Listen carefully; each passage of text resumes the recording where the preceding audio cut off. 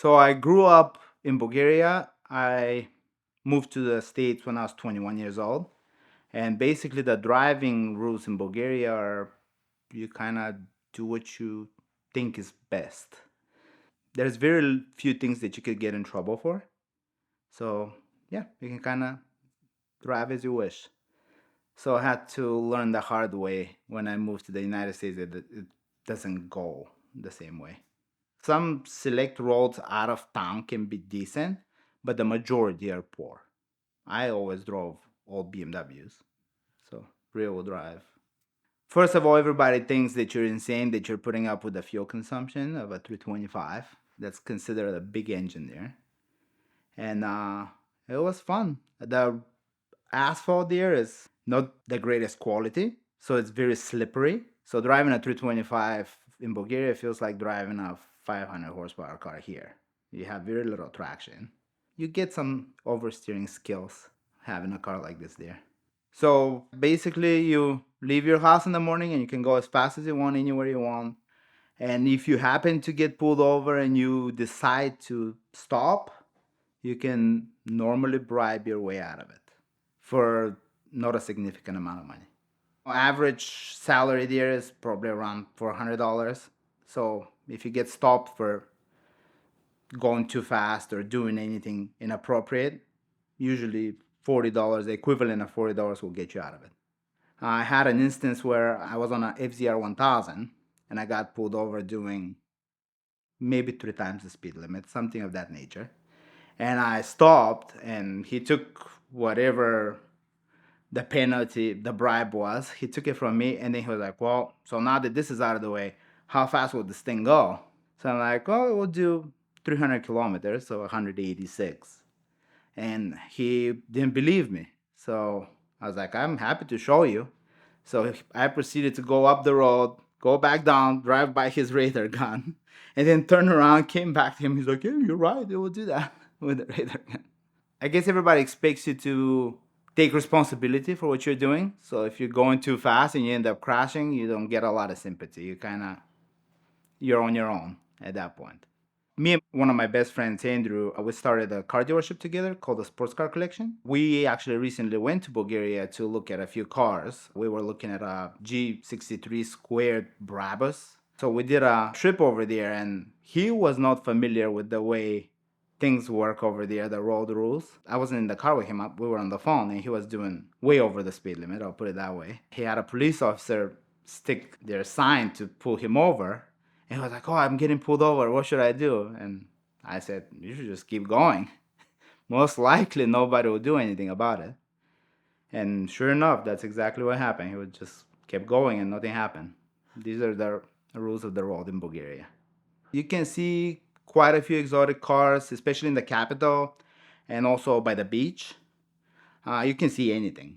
I mean, Bulgaria is either very poor or very rich, not a lot in between. You can run into Bugattis, Lamborghinis, Koenigseggs, I mean, anything. And even its SLR ended up there in Bulgaria, so there is no shortage of exotics there. Usually, if police are patrolling out of town, they don't necessarily have like enough fuel to really go into a high-speed pursuit, and they also drive very underpowered cars.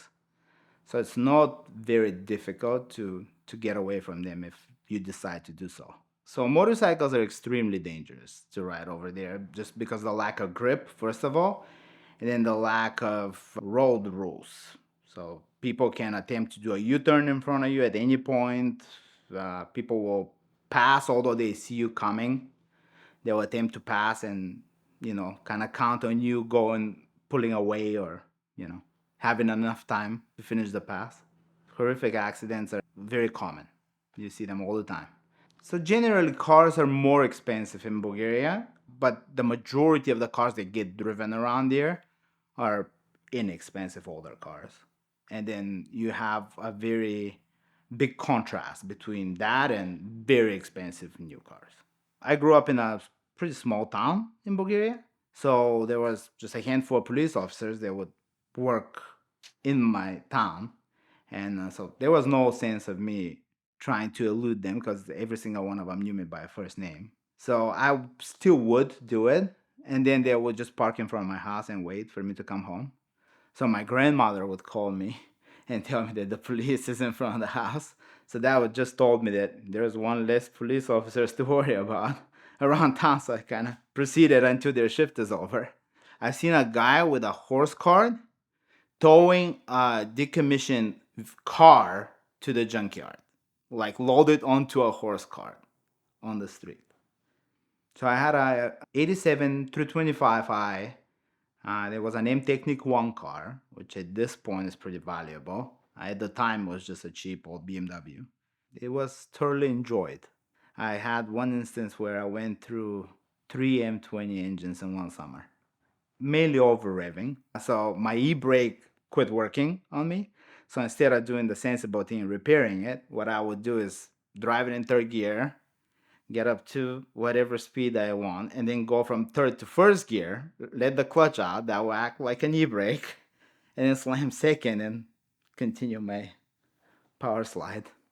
And I did that multiple times per day. And eventually, the motor gave up on me. Having been here for, nearly 20 years now, and now I'm realizing that the rules are there for a reason, right? Living in Bulgaria was fun as a teenager, but it's really a miracle that I survived my teen and 20s. Rules are there for a good reason. My first 21 years of my life I spent in Bulgaria, and then I moved to the United States. I lived in Florida initially. Within the first 90 days of arriving to the United States, I acquired a 6-speed manual Trans Am and a Hayabusa, which at the time I thought that was the right thing to do. I ended up very quickly accumulating 46 points on my license, which I wasn't aware of the point system when I first moved to the States. So I kind of just kept paying the tickets thinking, okay, it's the price of doing business. I end up with a revoked license for a while, for 5 years.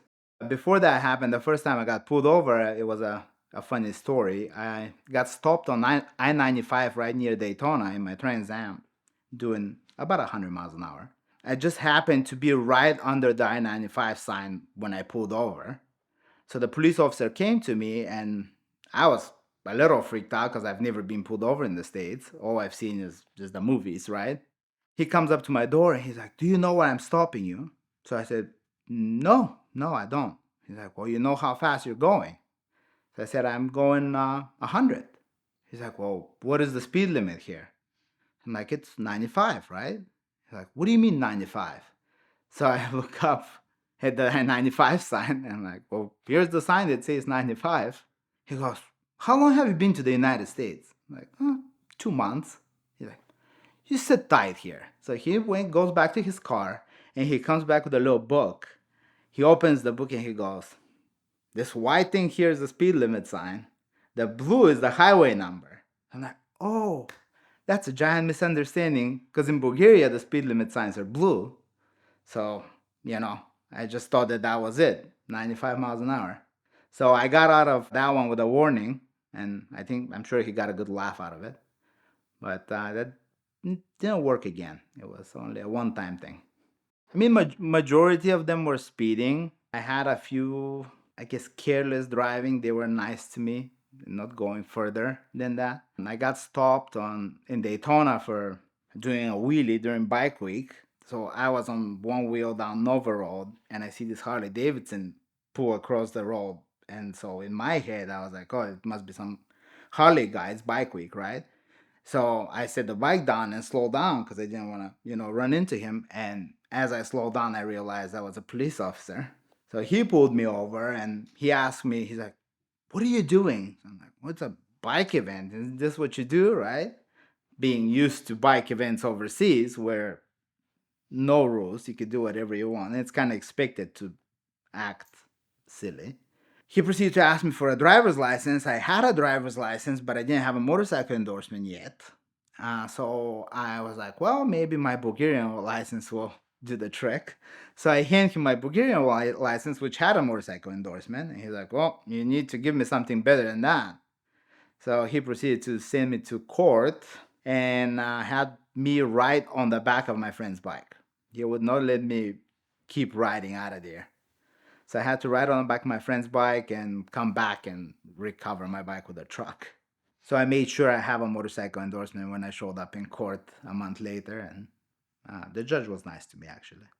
So one day I was checking my mail, and this letter looked more official than the rest of them, right? So I looked into it, and it said that my license is actually, it wasn't necessarily revoked for 5 years straight. It was consecutive penalties. So for the first 12 points, they suspended for 1 month. Then a day later, it gets suspended for 3 months for the 18 points. Then a day later, it gets suspended for 1 year for the 24 points, and so on. A total of 5 years. I had to get an SR22 high risk insurance, and that was after they gave me my license back. And the gap between getting the letter and getting my license back, I had no insurance. But I did hire an attorney, maybe it was about 2 years in the penalty. He took it in front of a judge and kind of just told them that had I known about the point system and all that stuff, I would have proceeded differently. So they did reduce the penalty. So I think overall I didn't have a license for about 3 years out of the 5.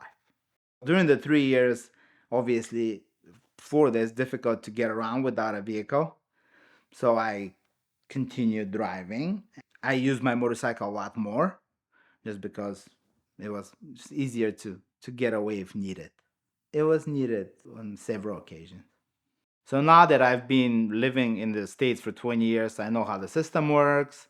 I behave, and occasionally, if I get a speeding ticket, I call the ticket clinic and get it taken care of. But in general, I just try to behave myself more. You asked for it, and Auto Tempest now has an app. So head over to your app store now, download it to your phone, and leave them a great review. So now, whether you go to autotempest.com by clicking the link in the description below, or just open up your phone app, you'll be getting access to all the results from all the major listing sites in one place. That is why we love Auto Tempest so much. We appreciate their support of VINwiki over the years, of Car Trek, but most of all because it is exactly where I go every day to find my next car.